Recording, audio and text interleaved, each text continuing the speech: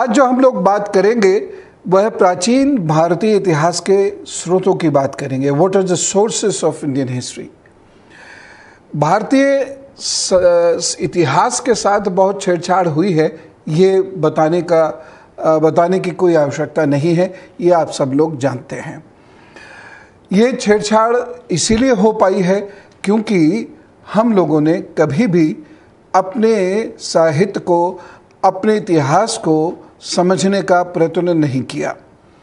अगर मैं अतिशयोक्ति नहीं कर रहा हूँ, और मेरी बात हो सकता है आपको क्षण भर के लिए बुरी लगे, लेकिन मैं बिल्कुल प्रामाणिक ढंग से कह रहा हूँ कि अगर कुछ जर्मन, यूनानी, चाइनीज़, अरबिक, इंग्लिश स्कॉलर्स नहीं होते तो शायद आपको, हमको हमारे इतिहास के बारे में कुछ भी पता नहीं होता। जब भी इतिहास की चर्चा होती है तो हम लोग उसको सीधे आस्था से जोड़ देते हैं, और आस्था से जोड़ने के उपरांत कुछ भजन और कुछ कविताओं में वह सिमट के रह जाता है। इसलिए वह जो इतिहास है वह हम तक पहुंच नहीं पाता। और जब वैश्विक पटल पर आपको आपकी बात रखनी होगी तो केवल साहित्य से काम नहीं चलता, आपको बहुत वैज्ञानिक तरीके से अपनी बात को रखना होगा, तभी आपका इतिहास स्वीकार्य होगा, अन्यथा आपका इतिहास स्वीकार्य नहीं होगा, चाहे वो कितना भी सही क्यों ना हो। हर विधा की अपनी सीमाएं होती हैं। कोई भी विधा हो, वो चाहे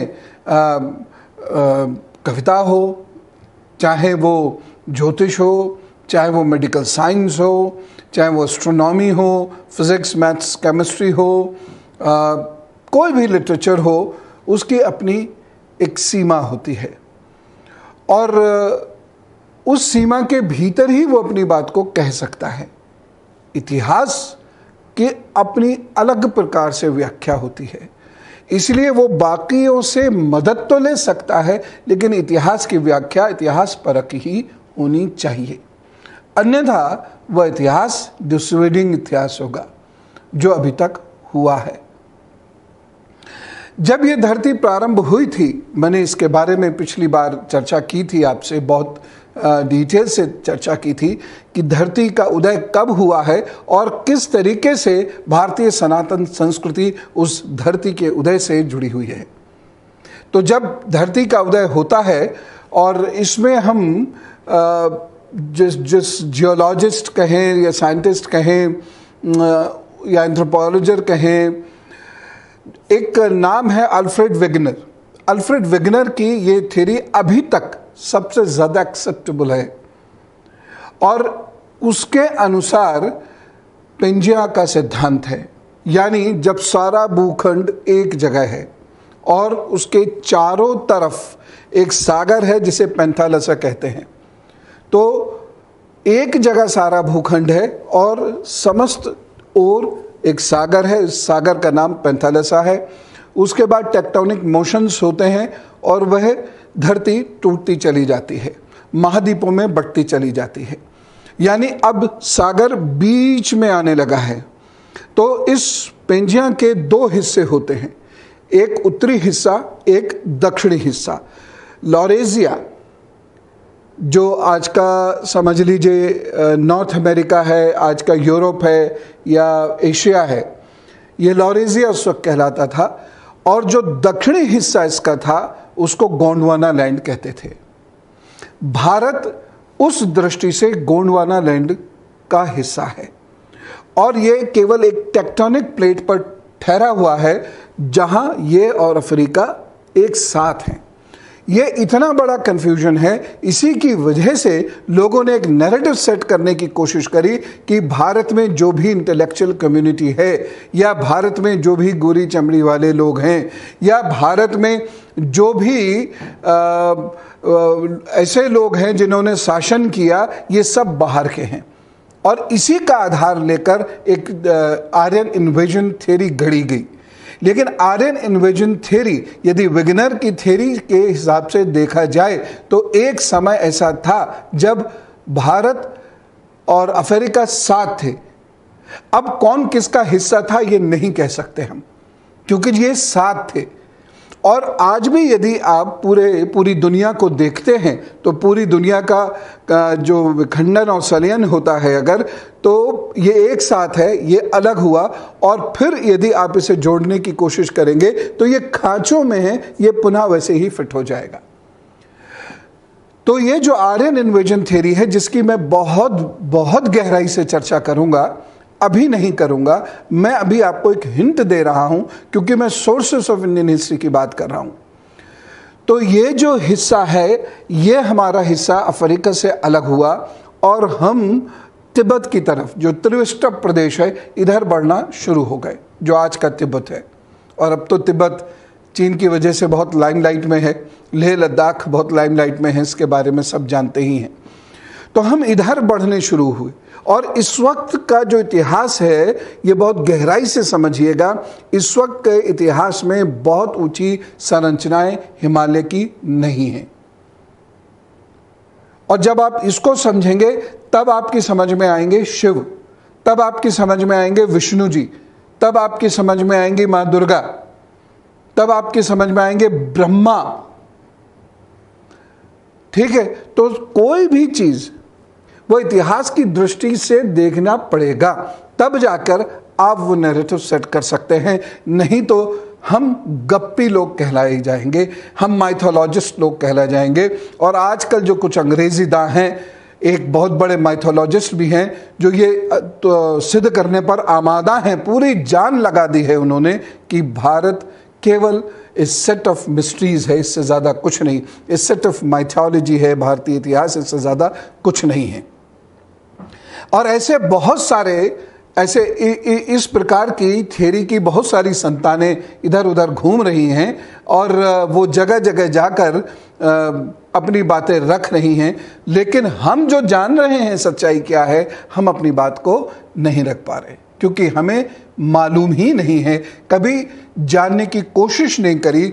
और मैं कई बार ऐसा प्रयत्न कर चुका पिछले 20-22 सालों में, लेकिन जब भी हम धर्म की बात करते हैं, वह कुछ धर्मशास्त्र, कुछ भजन, और थोड़ा और आगे चलते हैं तो कुछ कविताओं और कहानियों में सीमित होकर रह जाता है। लिहाजा हम एक परिपूर्ण तरीके से अपनी बात कभी रख ही नहीं पाते वैश्विक पटल पर। इसीलिए जो वेदांत के हिस्से हैं यह सर्वमान्य होते चले जा रहे हैं, लेकिन जो बाकी इतिहास है, जो सांसारिक दृष्टि से जो एक्टर्स रहे हैं वहाँ पर, उनको कोई मानने को तैयार नहीं है। और यही कारण रहा कि एक वक्त तो ऐसा था जब श्री राम जी और श्री कृष्ण जी के अस्तित्व पर भी लोग प्रश्न उठाते थे और इन्हें माइथोलॉजिकल कैरेक्टर्स बताते थे। और ऐसे लोगों की सेमिनार्स में आज भी बहुत भीड़ होती है। ये बड़ी दुखद स्थिति है। ऐसे लोगों की किताबों को बेस्ट सेलर्स कहा जाता है, बड़ी दुखद स्थिति है। बच्चों को पढ़ाने के नाम पर हम ये इतिहास पढ़ा देते हैं, बड़ी दुखद स्थिति है। इसलिए बच्चे माइथोलॉजी और इतिहास में कभी फर्क कर ही नहीं पाए। कैसे इस संस्कृति को आगे लेकर जाना है, ये हमारी और आपकी जिम्मेदारी है। सोचें और करें। आगे बढ़ते हैं।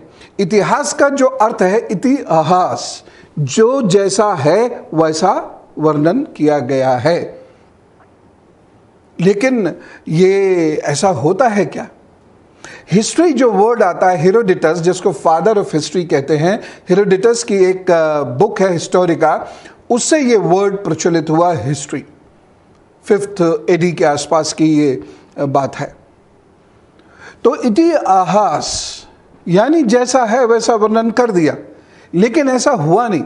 भारत एक भावुक देश है और यहाँ पर स्थान का, व्यक्ति का, गुण का वैसा वर्णन नहीं किया जाता जैसा वह है, बल्कि वैसा वर्णन किया जाता है जैसा हम उसे देखना अथवा दिखाना चाहते हैं।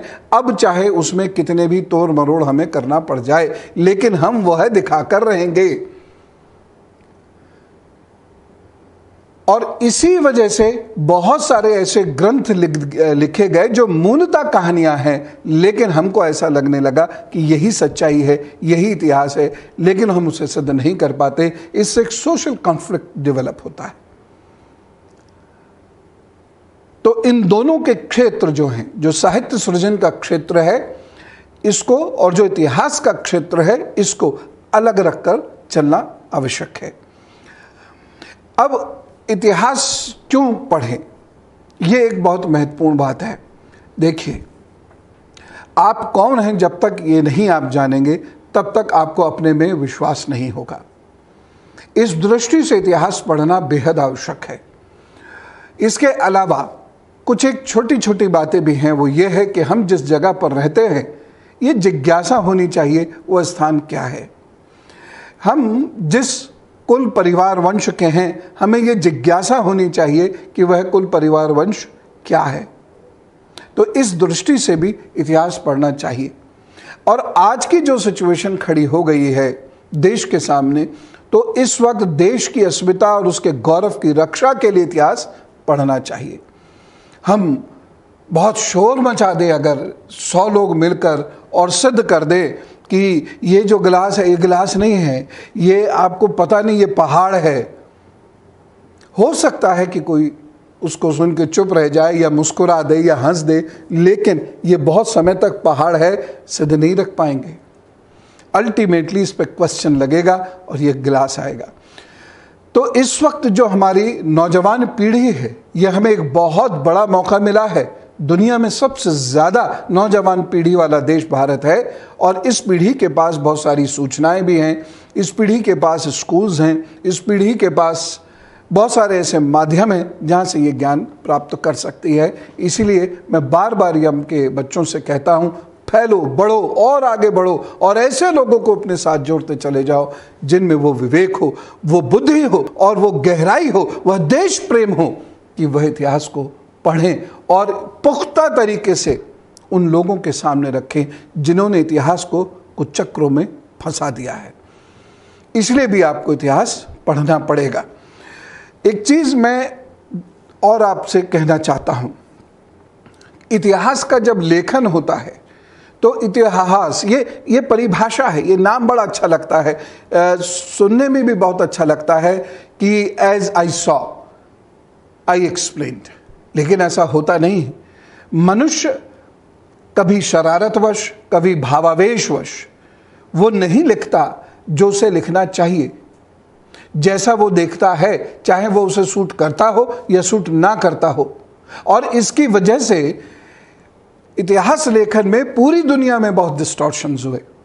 हम इतिहास को इसीलिए लोगों तक पहुंचाते हैं और अपने इतिहास को, अपनी दृष्टि के इतिहास को लोगों तक इसलिए पहुंचाते हैं क्योंकि लोग हमसे प्रभावित हो सकें, लोग हमें समझ सकें, लोग हमारे अलावा और कुछ नहीं है इस जगत के अंदर ऐसा हम सिद्ध कर सके और वो समझ सके।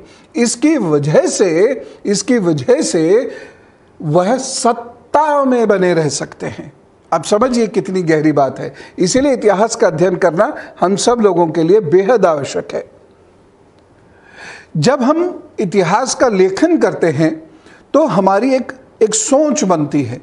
ये सोच कई लोगों की जब सोच बन जाती है और ये सोच एक निश्चित पैरामीटर पर चलने शुरू हो जाती है, इस सोच की एक निश्चित सड़क हो जाती है, तब इसको हम आइडियोलॉजी कहते हैं। कुछ आइडियोलॉजी भारत को सूट करती हैं, कुछ आइडियोलॉजीज भारत को सूट नहीं करती।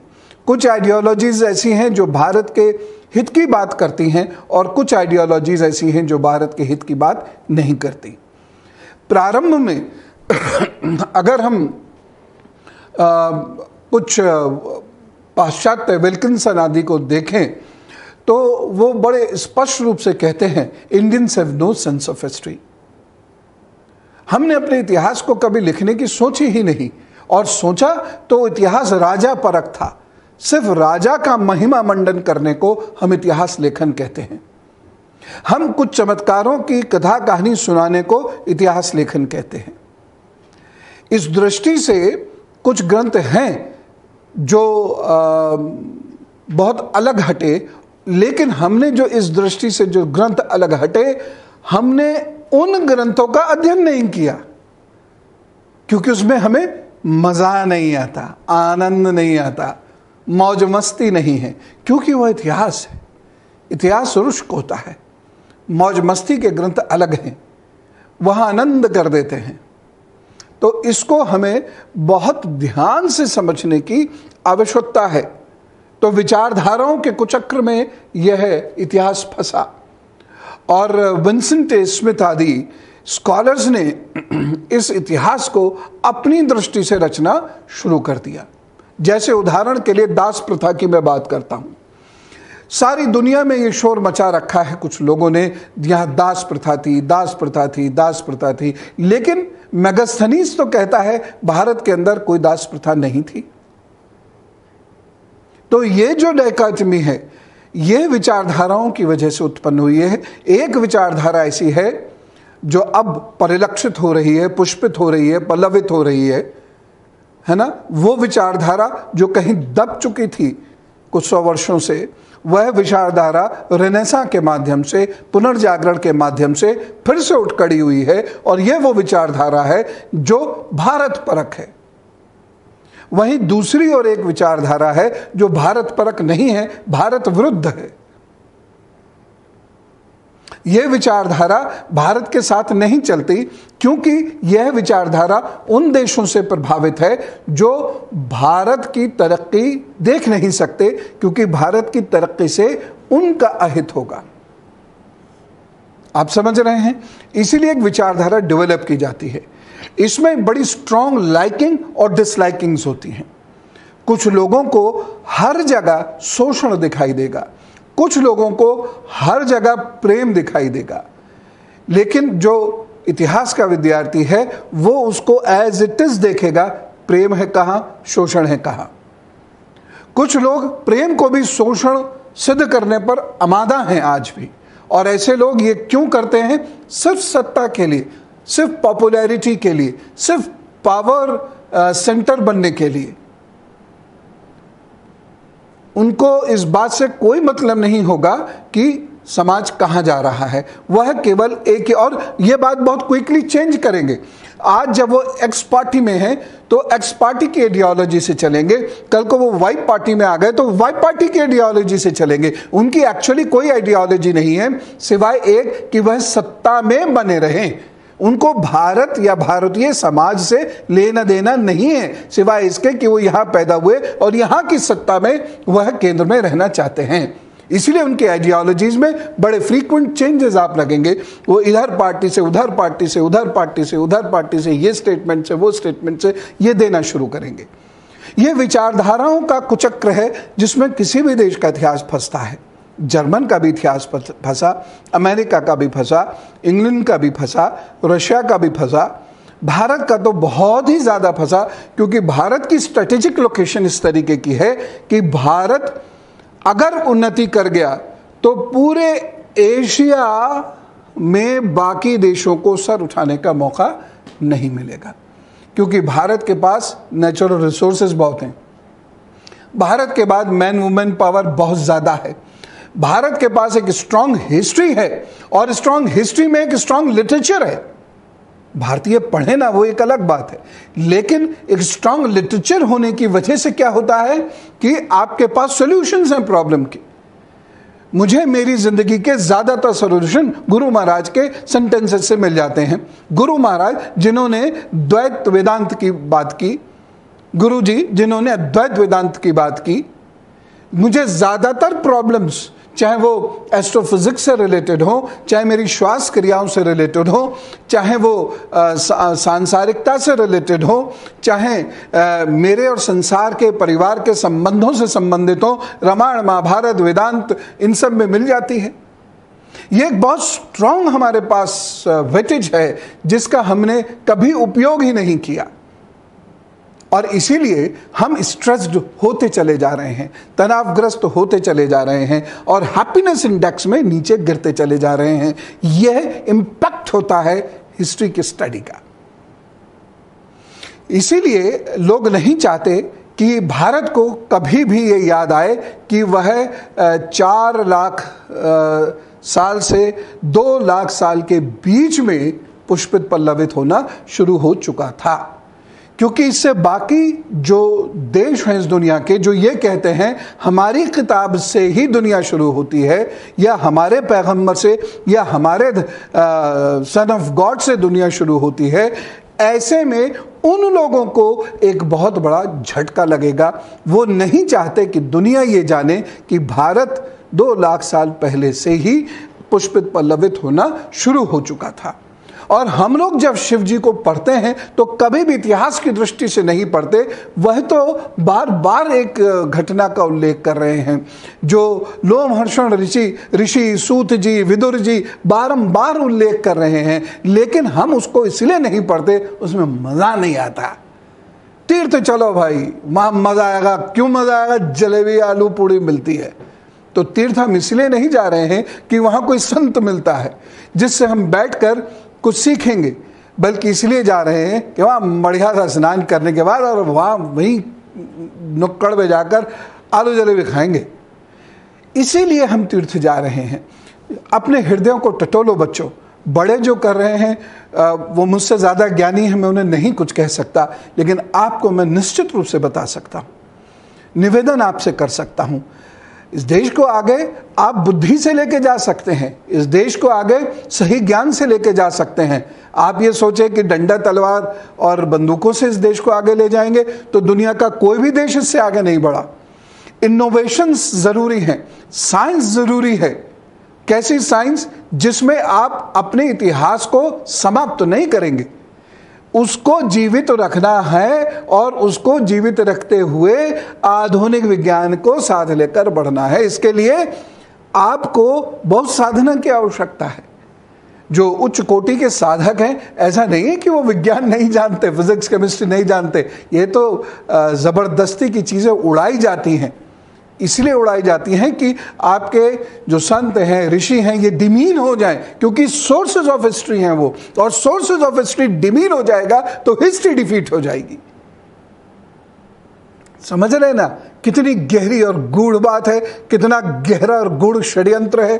इसलिए आपको इतिहास पढ़ना होगा, और इसलिए मैं यम में एक बहुत बड़ा मेरा सिलेबस है जो एंशियंट हिस्ट्री से लेकर और मोस्ट मॉडर्न हिस्ट्री तक, कंटेम्प्रेरी हिस्ट्री तक मैं जितना जानता हूं उतना बताने की आपको कोशिश करूंगा। तो इस प्रकार से ये इतिहास चलता है और धीरे धीरे ये अपने पीक पर पहुंचता है सिंधु घाटी सभ्यता में। सिंधु घाटी सभ्यता लोग कहते हैं कि BCE 2300 से है। नहीं भाई, उससे बहुत पुरानी है ये सभ्यता, उससे बहुत पुरानी है। महेंद्रगढ़ की एक सभ्यता रामायण काल में चल रही है। दक्षिण की एक सभ्यता रामायण काल में चल रही है। अगस्त ऋषि उस सभ्यता को चला रहे हैं। तमिल सभ्यता रामायण काल में चल रही है। जैन सभ्यता रामायण काल में चल रही है।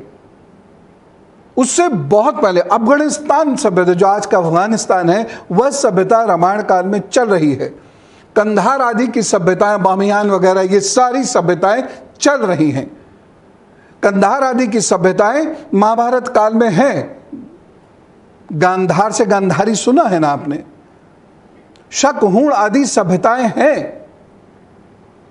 तो ऐसा नहीं है कि हमारी सभ्यता केवल वहीं 2300 से शुरू हुई, क्योंकि उसकी कोई डेटिंग हुई नहीं है अभी तक। हमने डिस्ट्रक्शन से डेटिंग करी है।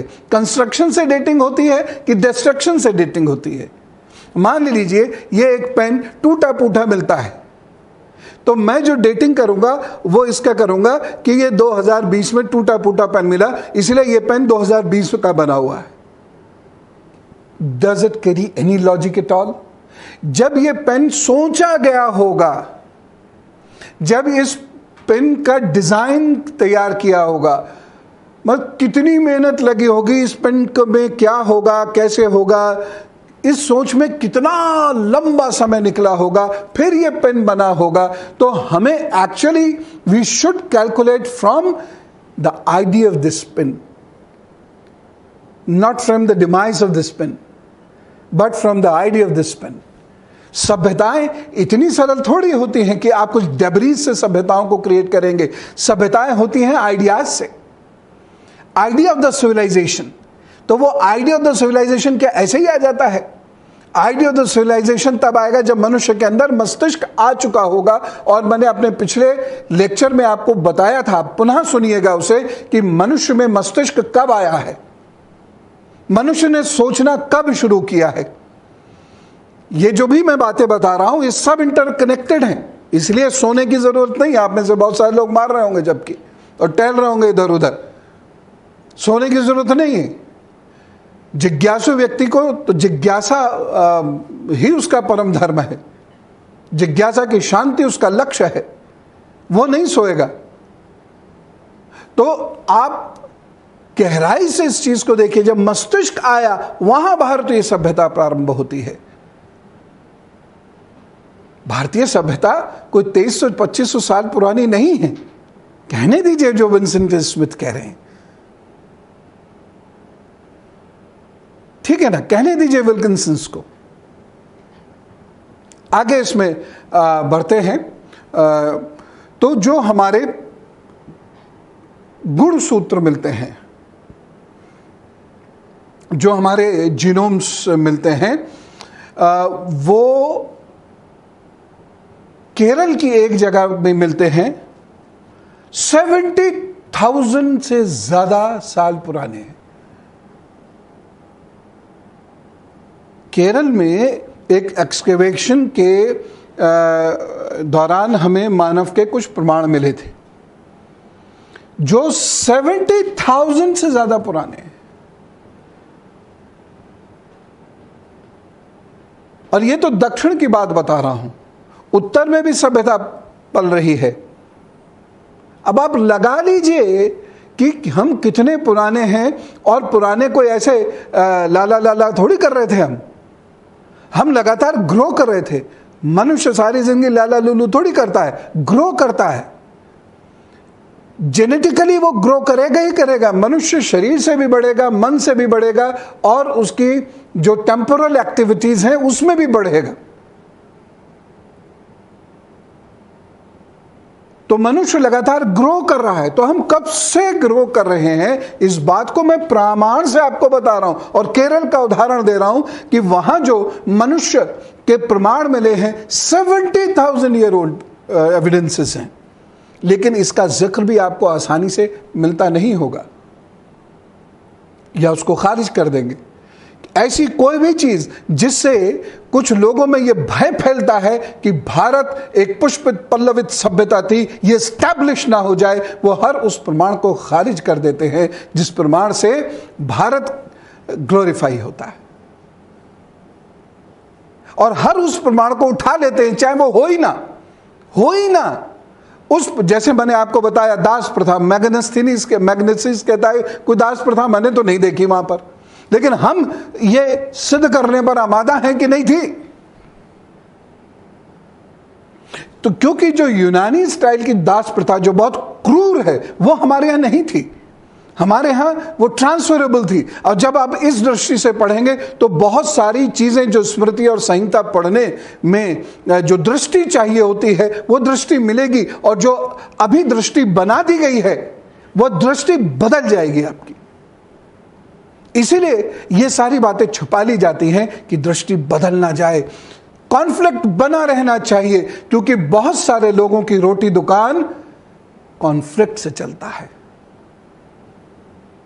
पीस से नहीं चलेगा।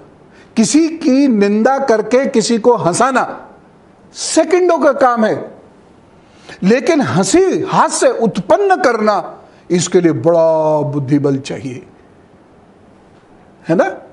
किसी की मजाक उड़ा दो, शास्त्र हो या कोई आपका पड़ोसी हो या घर का कोई व्यक्ति हो, सेकंड्स, और सामान्य बुद्धि का व्यक्ति भी कर लेगा। लेकिन एक हास्य उत्पन्न करना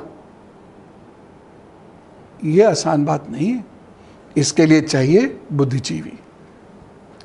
तो इस तरीके से ये हमारा पूरा इतिहास चलता रहा, और हम इस इतिहास को धीरे धीरे समझेंगे, जानेंगे। लेकिन इसके सोर्सेस क्या रहे ये समझने की जरूरत है। इस इतिहास के सोर्सेस को हम 3 भागों में बांटते हैं। हम अपने इतिहास को कैसे देखेंगे, इसके 3 भाग हैं। एक साहित्यिक लिटरेचर, लिटरेरी सोर्सेज जिन्हें हम कहते हैं, और उसके बाद जो फॉरेन ट्रैवलर्स के रिसोर्सेज हैं वो हैं, और उसके बाद एक्सकेवेशंस या आर्कियोलॉजिकल सोर्सेज हैं। सोर्सेज को दो तरीकों से देखा जाता है, बल्कि तीन तरीकों से देखा जाता है: primary source, secondary source and tertiary source. Primary source वो है जहां डायरेक्टली हम कुछ देखते हैं, फ्रॉम हॉर्सेस माउथ हम चीज़ों को सुनते हैं, वह हमारा डायरेक्ट सोर्स ऑफ हिस्ट्री है। हमारा जो सेकेंडरी सोर्स ऑफ हिस्ट्री होता है वो होता है जब हम किसी और को सुनते हैं, जैसे हेरोडोटस, जैसे फायान, जैसे अलबरूनी, ठीक है, या इनकी बुक से, जैसे मैगस्थनीज ने हमें बताया कि हमारे और ईरान के संबंध कितने पुराने हैं। अगर इन्हीं संबंधों का हम हवाला दें तो इंडो ईरान रिलेशंस में एक अच्छा मोड़ आ सकता है। आज की फॉरेन पॉलिसी उसी इतिहास पर निर्भर करती है भाई, इसे समझने की कोशिश कीजिए। तो अगर वो इतिहास हम डिस्टॉर्ट कर देंगे तो हमारे आज की फॉरेन, और लोगों ने करने की कोशिश की, और नेपाल से 84 में हमारे संबंध खराब होने शुरू हो गए। उसी हिस्ट्री को जानबूझकर डिस्टॉर्ट किया गया। क्यों? क्योंकि ये हिंदू हिस्ट्री थी और दो हिंदू नेशंस करीब नहीं होने चाहिए। म्यूचुअल पावर, क्योंकि वो जानते हैं power of Sanatan culture, Sanatan civilisation. They know, मैं यहां शब्द हिंदू प्रयोग नहीं कर रहा हूं, सनातन शब्द का प्रयोग कर रहा हूं। They understand the power of different sects which are under the umbrella of Sanatan civilisation. इसकी पावर क्या है, इसलिए नेपाल से छोटी छोटी बातों को लेकर संबंध खराब होते गए। जब हम भारत नेपाल संबंधों की विवेचना कभी करेंगे तो मैं वो सारी चीज़ें आपके सम्मुख रखूंगा, लेकिन आप इसको समझिए कि इतिहास अगर सही नहीं बताया जाएगा तो उसका सीधा असर आज की गवर्नेंस पर भी पड़ेगा और यहां तक कि हमारे फॉरेन रिलेशंस पर भी पड़ेगा। समझ रहे हैं ना आप? हम अक्सर ये बात करते हैं ना कि जैसे हमारे हेड ऑफ द स्टेट जाते हैं, हेड ऑफ द गवर्नमेंट जाते हैं या दूसरी जगह, तो वो कहते हैं ना, we have had a long journey of relationship. क्यों कहा जाता है? फॉरेन पॉलिसी में कुछ भी आउट ऑफ इमोशंस नहीं कहा जाता है जैसे हम आप बात करते हैं। It has meaning. तो इस प्रकार से हमारे तीन स्तर होते हैं, हमारे सोर्स होते हैं, और इन तीनों के बेसिस पर हम अपने इतिहास को पहचानने की कोशिश करते हैं। भारत में अगर विशेष, भारत के विशेष संदर्भ में कहा जाए, क्योंकि दुनिया को ये मैसर नहीं है, ये जो चीज़ है, this is not available to the world as it is available to India. Bharat के पास एक बहुत बड़ा खजाना है, the huge treasure of religion, not religion per se, means हमारे यहाँ तो संस्कृति है जिसे हम धर्म बोलते हैं, धर्म रिलीजन नहीं है। ये तो आप लोग सब समझते होंगे, और नहीं समझते तो समझ जाइए, धर्म रिलीजन नहीं है। हम लोग जब धर्म कहते हैं तो ड्यूटीफुलनेस के कंटेक्स्ट में कहते हैं या सिविलाइजेशन के कंटेक्स्ट में कहते हैं। रिलीजन जब होता है तो एक ऑर्गेनाइज्ड रिलीजन होता है जहां पर एक सर्टेन वे ऑफ वर्शिप होता है, ठीक है ना? तो हमारे पास वो धर्म है और उसके ग्रंथ हैं, ठीक, जैसे ब्राह्मण ग्रंथ और अब्राह्मण ग्रंथ। अब यहां ब्राह्मण का अर्थ कृपा करके जाति से मत लीजिएगा, अब ब्राह्मण का मतलब जाति से मत लीजिएगा। यही छोटी छोटी चीजों ने हमारे को सत्यानाश कर दिया, हमारे पूरे संस्कृति का सत्यानाश कर दिया, बेड़ा गर्क हो गया हमारा। ब्राह्मण ग्रंथ अलग हैं, अब ब्राह्मण ग्रंथ यानी बुद्धिस्ट ग्रंथ को, जैन ग्रंथों को अब्राह्मण ग्रंथ कहते हैं, और जिस जो ग्रंथ वेद के अनुसार कार्य करते हैं वह ब्राह्मण ग्रंथ होते हैं। जो वेद के अनुसार कार्य नहीं करते हैं अब्राह्मण ग्रंथ होते हैं, या नास्तिक दर्शन भी उसको कहते हैं, जैसे चारवाक का दर्शन, भगवान बुद्ध का दर्शन, भगवान महावीर जी का दर्शन। ब्राह्मण ग्रंथ दो भागों में बटे हुए होते हैं। आई होप कि आप लिख रहे होंगे, बोर नहीं हो रहे होंगे, नींद नहीं आ रही होगी। और अगर आपको नींद आ रही है तो आप मिसफिट हैं इस समाज के कुछ विशेष बौद्धिक रूप से कंट्रीब्यूट करने के लिए। नींद किसको आती है? जिसकी रुचि नहीं, या कोई थका वका है वो। तो वास्को डिगामा ने तो केवल एक, बड़े ज्ञानी लोग हैं वो सिर पीटे लेते हैं। किससे बात करेंगे, क्या बात करेंगे? तो जो विदेशी लोग, but they take lot of care of it, छोटे छोटे।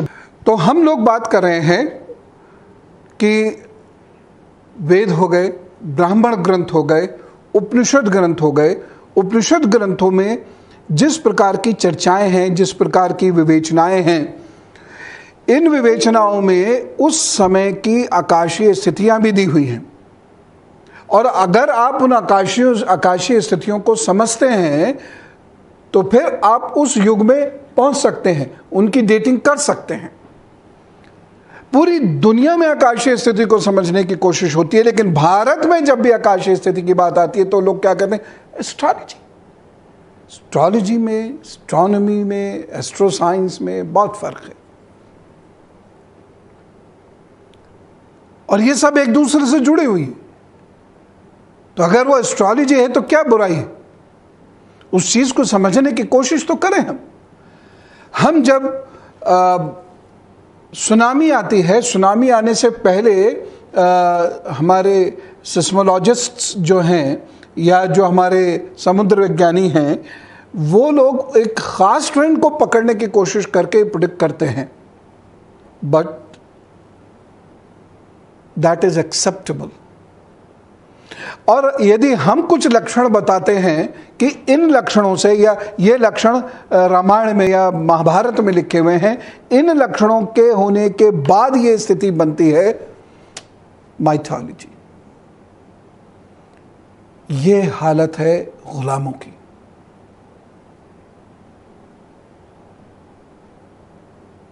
हम अपने ग्रंथों को खुद समझना नहीं चाहते, और जब भी कभी गंभीर चर्चाएं होती हैं लोग सोने लगते हैं। उनका दिमाग नहीं लगता, वो नोट्स नहीं बनाते, उस पर चर्चा नहीं करते, उसको पढ़ते नहीं है, और फिर वो बात करते हैं बड़ी क्रांति देश के अंदर होनी चाहिए। देश के अंदर जो महान क्रांतियां किसी भी देश के अंदर हुई हैं, वो उसका आधार हमेशा एक विचार रहा है। बंदूकों से क्रांतियां नहीं होती हैं, और होती भी हैं, they don't stay at all. पूरी दुनिया का इतिहास पढ़ लीजिए जाकर। बंदूकों से जिन्होंने क्रांतियां की वह किसी बंदूक से ही मारे गए, और वो क्रांति खत्म हो गई, और उसके पूरे शेप एंड साइज में चेंज हो गया।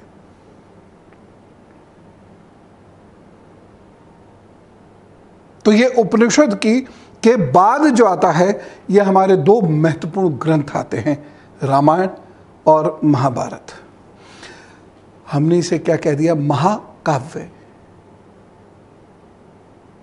based on imagination, wonderful piece of literature based on imagination। हम बहुत खुश होगा, क्या बात कही है, wonderful piece of literature based on imagination, mythology। लेकिन हमने ये नहीं सोचा कि इसमें है क्या। आज भी जो श्री राम जी को लोग पढ़ना चाहते हैं या समझना चाहते हैं या उन्हें भजना गुनना चाहते हैं, भक्ति करना चाहते हैं, वह रामायण क्यों नहीं पढ़ते? क्योंकि रामायण खुश्क है थोड़ी, उसमें गाने में मजा नहीं आएगा। गोस्वामी जी भी बात वही कह रहे हैं, लेकिन जो वो बात कह रहे हैं वह भक्ति भाव से कह रहे हैं, वह बोली अलग बोली है, उसमें गाने में मजा आता है, इसीलिए वो रामचरितमानस प्रसिद्ध है। लेकिन उसमें बहुत सारे तथ्य, उस युग के तथ्य वो नहीं हैं, क्योंकि वह केंद्रित है श्री रामचरित पर, और रामायण केंद्रित है उस समय के ऊपर, वह समाज कैसा है, उस वक्त भौगोलिक स्थिति कैसी है। इसलिए उन बातों का एक बारीक वर्णन वहां पर किया गया है, लेकिन उसे क्यों नहीं पढ़ते? कम से कम युवा तो पढ़े ना, दोनों पढ़े।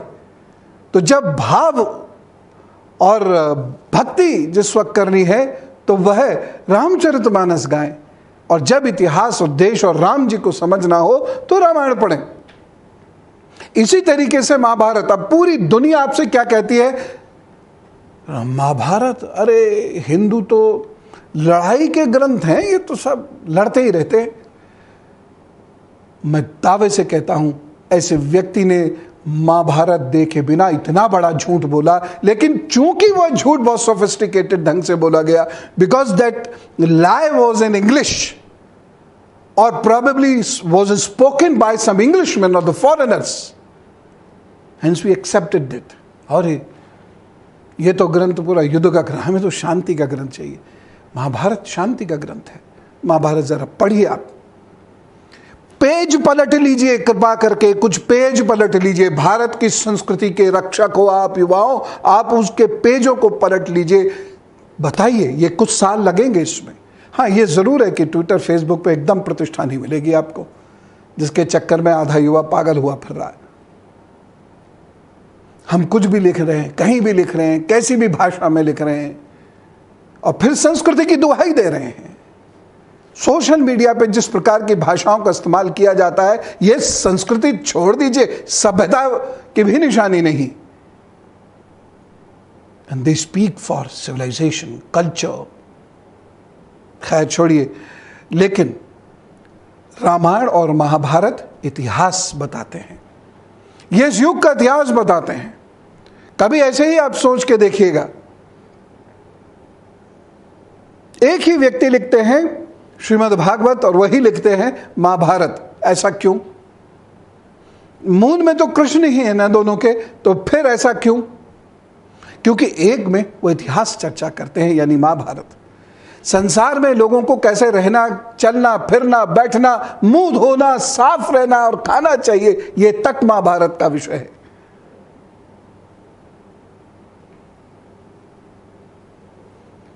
और श्रीमद् भागवत श्री कृष्ण जी की लीलाओं पर, उनकी क्रियाओं पर आधारित है, उनके इर्द गिर्द घूमती है।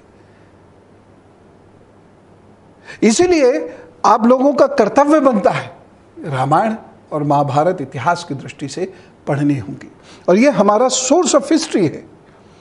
जब आप उसको गहराई से पढ़ना शुरू करेंगे तब आपकी समझ में आएगा कि ये क्या है।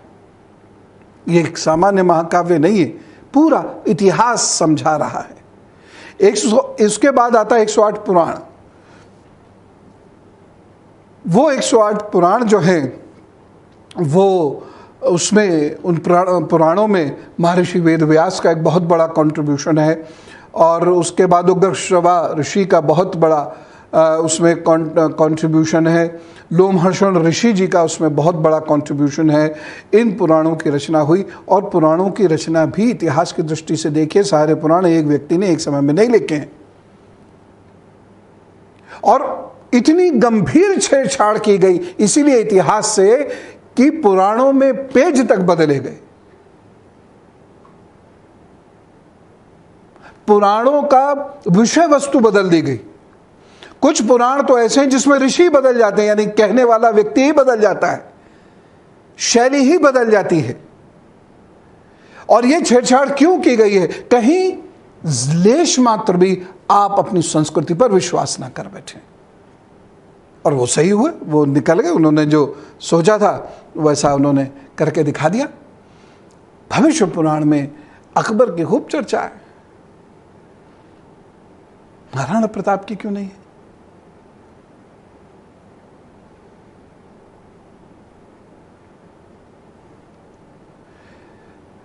दिल्ली ये शब्द क्यों? और इन बातों को हम ही लोग, मुझे से लोग भी बताते ही नहीं। पुराणों में अकबर का जिक्र है, वाह वाह वाह, क्या बात। मैंने ऐसे कई बड़े प्रतिष्ठित लोगों को, जो देश के प्रतिष्ठित संत हैं, भविष्य पुराण के बारे में ऐसा कहते लिखते देखा है, सुनाते देखा है, बोलते देखा है। बड़ा दुखद है। हम ये क्यों नहीं मानते कि ये क्षेपक है? जबरदस्ती चीजें जोड़ी गई हैं, समाज को बांटने के लिए जोड़ी गई हैं, किसी व्यक्ति की सत्ता को स्थापित करने के लिए जोड़ी गई हैं। यह मूल ग्रंथ का हिस्सा कैसे हो सकता है? इतना ही सब हम सोच लेते तो शायद। उसके बाद राजाओं के वंश वर्णन है। कहीं कहीं तो हमने इतिहास को दरकिनार करके चापलूसी की हदें पार कर दी है, लेकिन कोई बात नहीं, वो उनका भाव था और उनका भाव वो स्वीकार्य है, शिरोधार्य है। लेकिन जब हम पढ़ें तो उसमें हमें अपने विवेक का इस्तेमाल करके इतिहास क्या है, भाव क्या है, इसको अलग करना पड़ेगा। यहां हमें हंस की भूमिका में होना पड़ेगा, क्योंकि इसका कोई निश्चित सिद्धांत नहीं है। इसलिए इसको बहुत गहराई से आपको समझने की आवश्यकता है। ऐसी स्मृतियां हैं जैसे मनुस्मृति है, विष्णु स्मृति है, यज्ञवाल्क्य स्मृति है ना, पाराशर स्मृति है, बृहस्पति स्मृति है, संहिताएं हैं। ये बहुत महत्वपूर्ण हैं और इसमें आपको भारत के इतिहास की बड़ी जानकारी मिलेगी। उसके बाद वेद के इतर जो दर्शन लिखा जा रहा था वह दर्शन है, जिसमें बुद्धिज्म आता है। त्रिपिटक, बुद्धिस्ट त्रिपिटक, इन्हें पढ़ना समझना बेहद जरूरी है भारत को पढ़ने समझ के लिए। सुत्त पिटक, विनय पिटक और अभिधम्म पिटक, ये 3 पिटक है, इन्हें त्रिपिटक कहते हैं। तो ये जो ग्रंथ है, और हिंदी में भी उपलब्ध है, इसका अनुवाद अंग्रेजी में भी उपलब्ध है। इसको पढ़ने से उस वक्त का जो समय है, जो व्यवस्थाएं हैं, जो राज व्यवस्थाएं हैं, जो भगवान बुद्ध की सोच है, इस समाज की जो सोच है, यह समाज में परिवर्तन की जो सोच है, वो स्पष्ट हो जाएगी। तो आप समाज को समझ लेंगे बहुत आसानी से। इसलिए ये त्रिपिटक समझना बहुत आवश्यक है। उसके बाद जब आप जैन दर्शन पढ़ते हैं तो जैन दर्शन बहुत इंपॉर्टेंट है, लेकिन बुद्धिज्म में जातक कथाओं का भी बहुत महत्वपूर्ण स्थान है।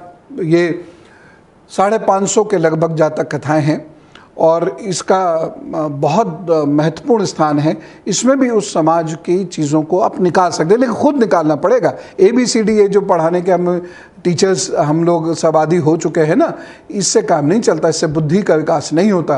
Point number 1, point number 2, point number 3, बच्चों बोलो पॉइंट नंबर 4, ए ऐसे थोड़ी होता है। अपनी बुद्धि का प्रयोग उसमें आपको करना पड़ेगा। उस प्रकार से वो नहीं लिखे हुए हैं। और जीवन में ABCD नहीं होती है सब। और दुर्भाग्य से आप देखिएगा कि बड़ी बड़ी कॉन्फ्रेंसेस, मोटिवेशन और ये A पॉइंट, ये B पॉइंट, ये ऐसे बिजनेस चलते थोड़ी है। लेकिन खैर वो तो ट्रेंड्स हैं, उस पर तो अभी मैं नहीं कर रहा हूँ। लेकिन उसको अगर हम गहराई से पढ़ेंगे, जातक कथाओं को गहराई से पढ़ेंगे, तो उसमें भी भगवान बुद्ध के समय का जो भारत है और उस समय का जो समाज है, उसके बारे में हमें समझ में बहुत आसानी से आ जाएगा। ये मूलतः तो पाली में लिखे हुए हैं, लेकिन अब इनका ट्रांसलेशन बहुत अच्छे से हो गया है, तो ये सारी चीज़ें हमें बड़े आसानी से समझ में आ जाएंगी। ऐसी जैन दर्शन है। जैन दर्शन इतिहास की जानकारी दे रहा है, लेकिन धार्मिक दर्शन की श्रेणी में ही यह आता है। ये जैन दर्शन में हरिवंश पुराण से ये प्रारंभ होता है। महाभारत का जो अंतिम सर्ग है हरिवंश पुराण, वहाँ से ये प्रारंभ होता है। और इसमें भद्रबाहु, चंद्रगुप्त मौर्य, ये पूरे एज का एक गहन अध्ययन किया गया है और ये हमको बहुत गहन जानकारी, बहुत सारे सूत्र ये हमें इन सब से प्राप्त होते हैं। इसके साथ साथ कलहण को पढ़ना है। कलहण एक बहुत महत्वपूर्ण स्रोत है हमारे यहाँ इतिहास का, राजतरंगिणी जिन्होंने लिखी है, और वो भी 2 भागों में है। जब तक राजतरंगी और नीलमत पुराण नहीं पढ़ेंगे, कश्मीर की समस्या क्या है ये समझ में नहीं आएगी।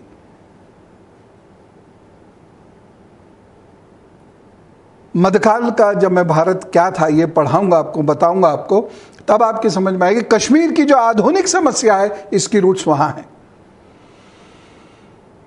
तो इसीलिए आपको इसमें भी पढ़ना पड़ेगा। इसी प्रकार से बहुत सारे गुजराती, मराठी और तमिल स्कॉलर्स हुए हैं, बंगाली स्कॉलर्स हुए हैं। हर भाषा में लिखा गया है साहित्य जिसमें इतिहास और समाज का बड़ा विशद वर्णन है, लेकिन उसे क्यों पढ़ें? क्योंकि आलू पूड़ी नहीं आते ना, उसमें चिमटा, ढोल, ताशे ये सब नहीं बजते ना, प्रसाद बढ़िया वाला नहीं आता ना, चमत्कार नहीं होते ना, इसलिए हम उसको पढ़ना भी नहीं चाहते।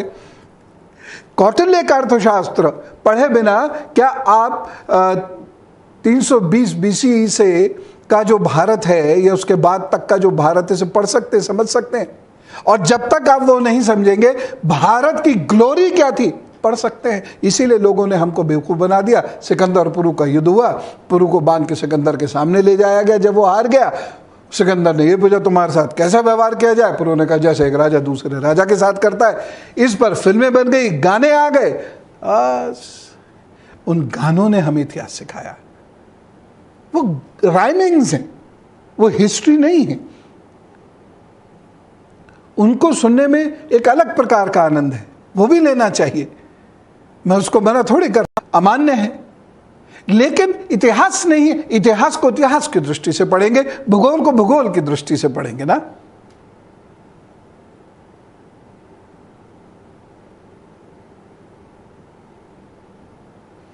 जैसे वो एक गीत है, टीचर जी का सर बिल्कुल गोल गोल है, जैसे मानो भारत का भूगोल है। ये गाना है। अब टीचर जी का सर भारत का भूगोल थोड़ी है।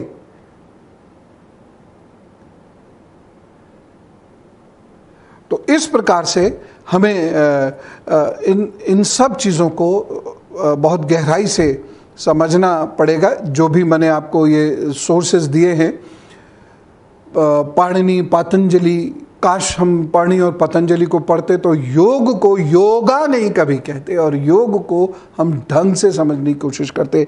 आज तो लोगों की ज़बान पर योगा योगा इतना चढ़ गया, ऐसा लगता है मेरे कान में किसी ने शीरा उड़ दिया जब कोई योगा कर रहे हैं। हम योगा, सुबह सुबह हम योगा करते हैं, पता नहीं ये कौन छोड़ गया इन लोगों को भारत में। लेकिन कभी भी आप योगा नहीं कहते। अगर आपको पता होता तो व्यायाम में और योग में अंतर भी आपको पता होता। इससे जो मान्यता योग से भारत को मिली है, इसमें और कई सौ गुना इजाफा हो गया होता। जो ट्रैवलर्स हमारे यहाँ आए हैं उन्हें हम 3 हिस्सों में बांटते हैं। सिकंदर से पहले के ट्रैवलर्स, सिकंदर के समय के ट्रैवलर्स, सिकंदर के बाद के ट्रैवलर्स। इसके साथ साथ चीन से ट्रैवलर्स यहाँ पर आए हैं, और साथ ही साथ हमारे यहाँ से फारस की खाड़ी से, ईरान से और अरब से, यहाँ से भी हमारे पास ट्रैवलर्स आए हैं। कुछ हों ट्रैवलर्स भी आए हैं, और इन ट्रैवलर्स ने हमको, जैसे स्काईलैक्स ये यूनानी सैनिक था, तो इसका ट्रेवलॉग है, वो बहुत महत्वपूर्ण है भारत के इतिहास को जान, क्योंकि हम नहीं लिख रहे, तो जो लिख रहा है उसी के आधार पर हमें खुद को समझना पड़ता है। तो इसको अगर हम पढ़ते हैं तो हमें उस वक्त के यूनानी जो सिंधु घाटी वाला भारत है वो हमें बड़ी गहराई से पता चल जाता है। एक हिकेटियस मिलेटस, ये आए थे 549 में BCE 549 BCE में आए थे हिकेटियस मिलेटस। इन्होंने भी सिंधु घाटी, उसके पार ये लोग नहीं आए। इन्होंने मगध का, अवध का, बंगाल का ये हिस्सा देखा नहीं है, लेकिन सिंधु घाटी तक ही ये सीमित रहे हैं, और वहाँ पर इन्होंने काफ़ी गहराई से चीज़ों का अध्ययन किया हुआ है। उसी श्रृंखला में हेरोडोटस भी आए हैं जिन्होंने हिस्टोरिका लिखी थी, और इन्होंने जिन्हें इतिहास का जनक भी कहा है, इन्होंने बहुत सिस्टमेटिकली इतिहास को लिखने की कोशिश की है। और उनकी जो हिस्टोरिका नाम की बुक है उसमें हमें भारत के बारे में बड़ी गहरी जानकारी मिलती है। उसके बाद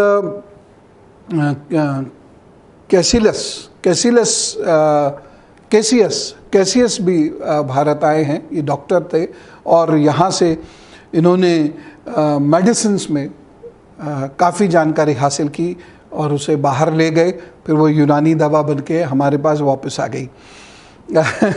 ऐसा बहुत बहुत कुछ हुआ है। उसके बाद ह्यूमेनिस और नियाक्स, ये दो ऐसे सिकंदर के समय के ट्रेवलर्स हैं जिन्होंने भारत के और ख़ास तौर से सिंधु घाटी के बारे में, या जो नॉर्थ वेस्ट पंजाब है उसके बारे में हमें बताया है। और उससे अगर हम लोग पढ़ते हैं तो उससे हमें काफ़ी पता चलता है। तीन नाम मैं श्रेणी में और लेना चाहूँगा, मेगास्थनीज और टॉलमी और प्लिनी भी बोलते हैं इसे।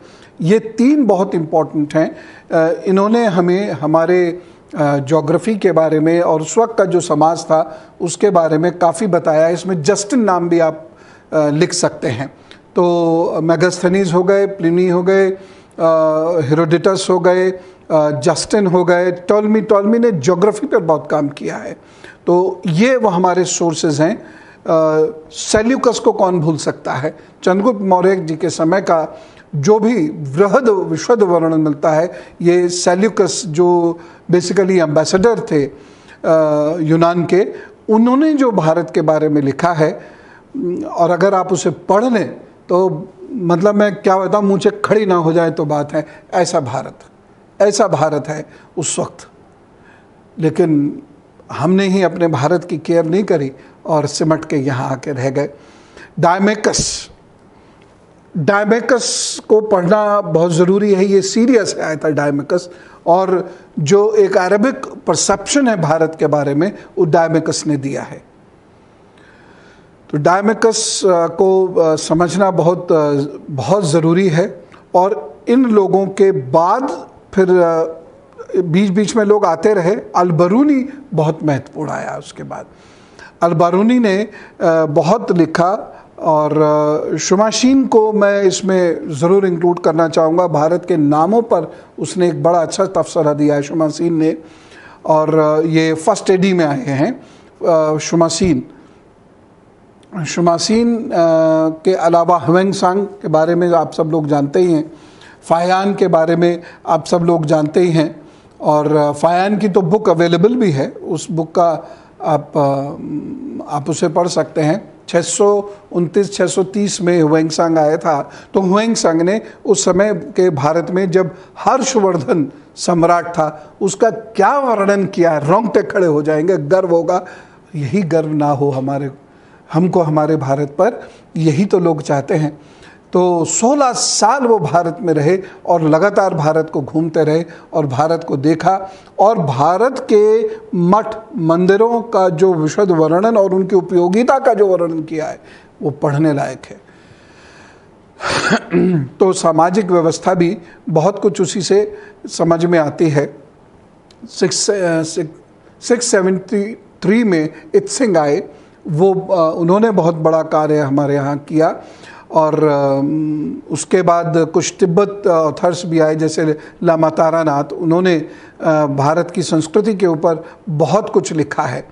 तो हर्ष चरित्र को आप पढ़ेंगे तो आपको पता चलेगा कि हर्ष कितना, और उस वक्त में जो गुप्त एज है, उस वक्त में जो जाति है, जाति समीकरण है, उनको अगर आप पढ़ेंगे तब समझ में आएगा कि क्या था और क्या बताया जाता है, और बीच में डिस्टॉर्शन कहाँ हुआ और उस डिस्टॉर्शन को करने वाले कौन कल्प्रिट्स थे, तब आपको समझ में आएगा। तब बहुत सारी चीज़ें आपकी ठीक होनी शुरू होंगी, बहुत सारी सोच आपकी भारतीय संस्कृति और समाज के बारे में बदलनी शुरू होंगी।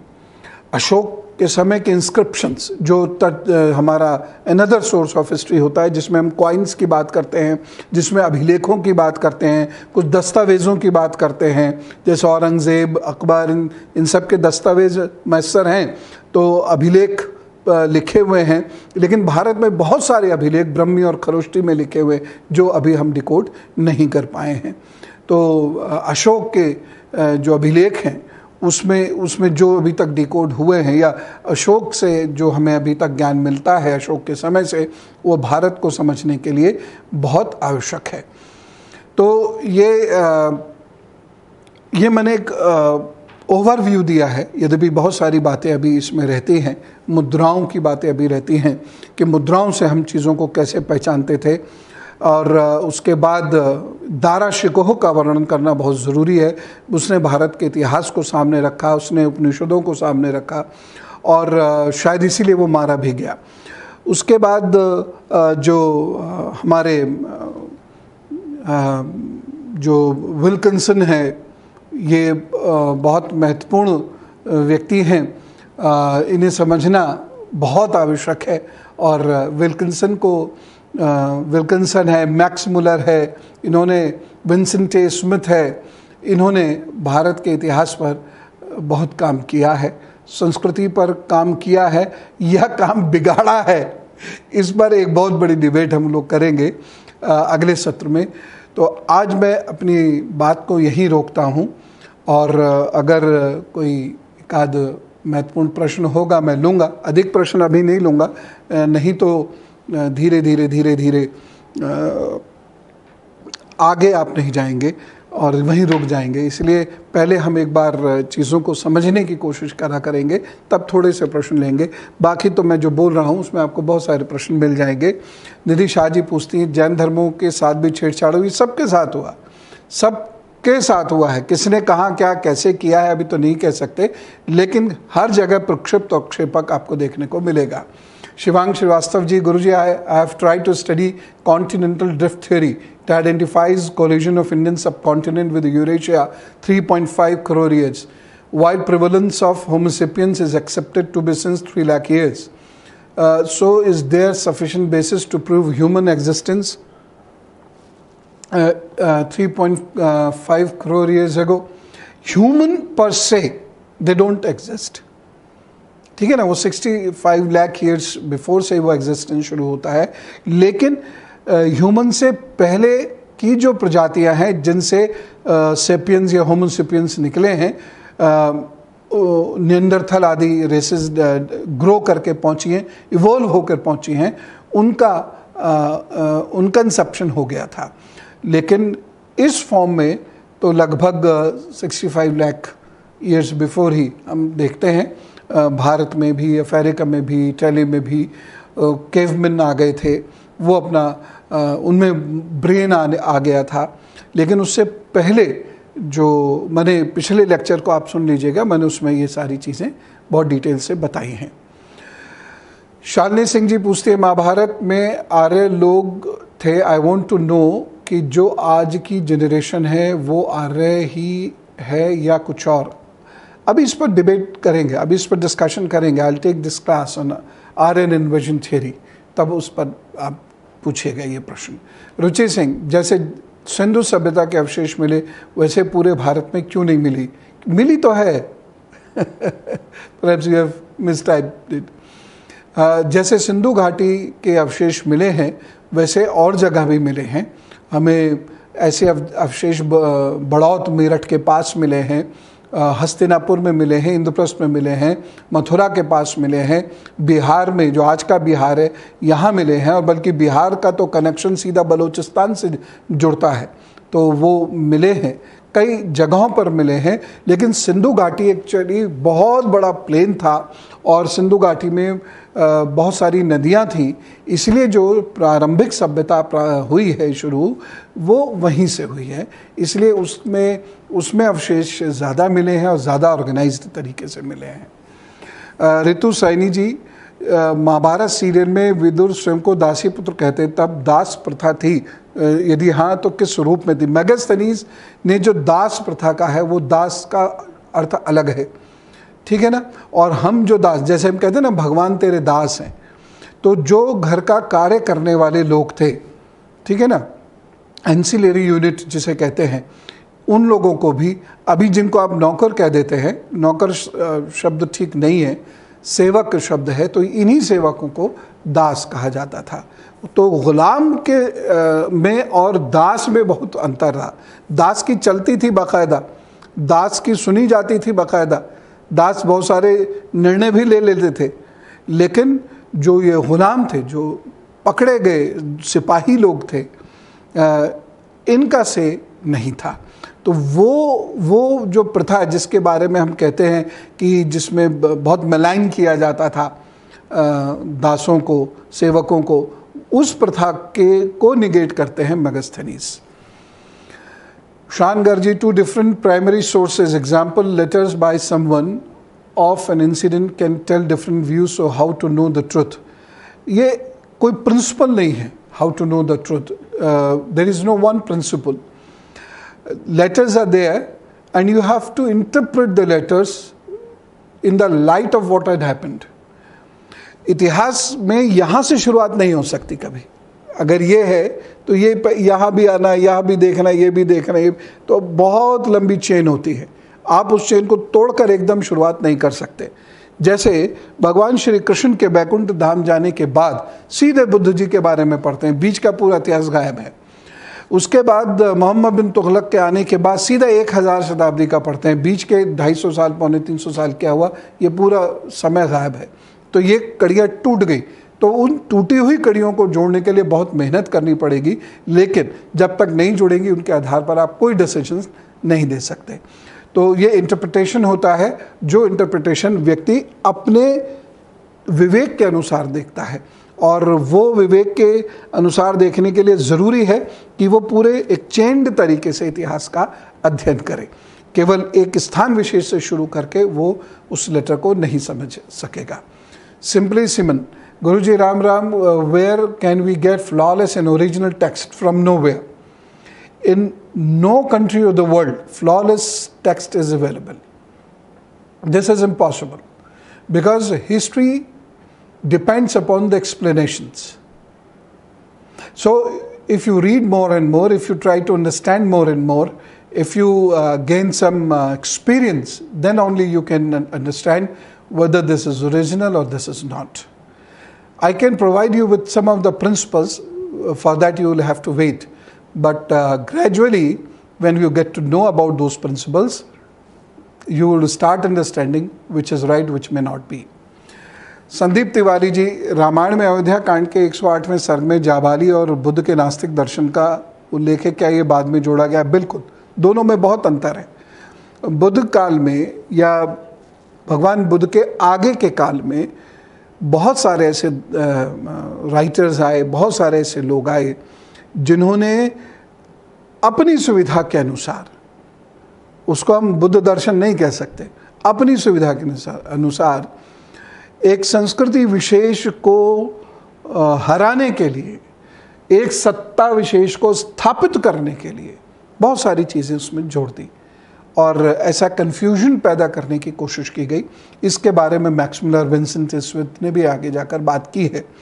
तो ऐसी बहुत सारी चीज़ें इसमें हैं और ईश्वरचंद बंकिम चंद्र चट्टोपाध्याय जी ने इसमें बहुत शोध किया है और इनको जब हम पढ़ते हैं तो स्पष्ट रूप से समझ में आने लगता है, क्योंकि संस्कृत लिखने का एक निश्चित तरीका होता है, उसके छंद, उसके ऋषि, उसके देवता एक निश्चित छंद में ही एक निश्चित तरीके से, जब वो पैटर्न चेंज हो जाता है तो समझो प्रक्षिप्त है या क्षेपक है। तो आज की बात बस इतनी ही रहने देते हैं। आपको बहुत विस्तार करना है अपने ज्ञान का, बहुत विस्तार करना है अपने एक्सप्रेशन का, बहुत विस्तार करना है भारत की सभ्यता का। चलता हूँ, राम राम, नमस्कार, भारत माता की जय।